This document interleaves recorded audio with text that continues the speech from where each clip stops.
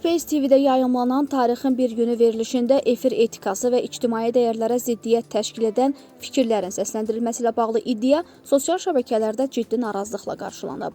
Verilişin aparıcısı Tarix Əliyev qonağı müğənni Nüşabə Musayevadan xəyanət edib etmədiyini soruşub. Qonaq isə xəyanətlə üzləşdiyini, buna cavab olaraq özü də xəyanət etdiyini açıq şəkildə və təbəssümlə dilə gətirib. Qonağın bu davranışı haqlı və müsbət bir hərəkət kimi təqdim etməsi, aparıcının isə bu açıqlamaları daha da təfərrüatı ilə öyrənməyə çalışması müzakirələri bir qədər də alovlandırıb. Sözügedən çıxışlar sosial şəbəkə istifadəçiləri tərəfindən ailə dəyərlərinə, ictimai əxlaq normalarına və ümumi mənəvi prinsiplərə zidd kimi qiymətləndirilib.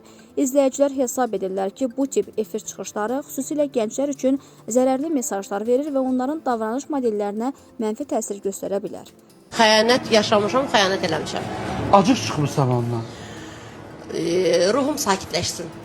Eləmişəm, yaxşı da eləmişəm.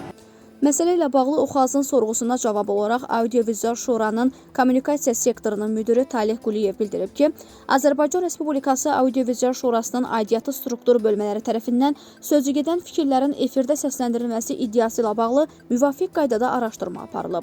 Araşdırmanın nəticəsinə görə bu il aprelin 9-da 14:45-17:00 efir vaxtında Space TV-də yayımlanan Tarixin Bir Günü proqramında iddia olunan fikirlərin efirdə yayımlanmadığı aşkar olunub.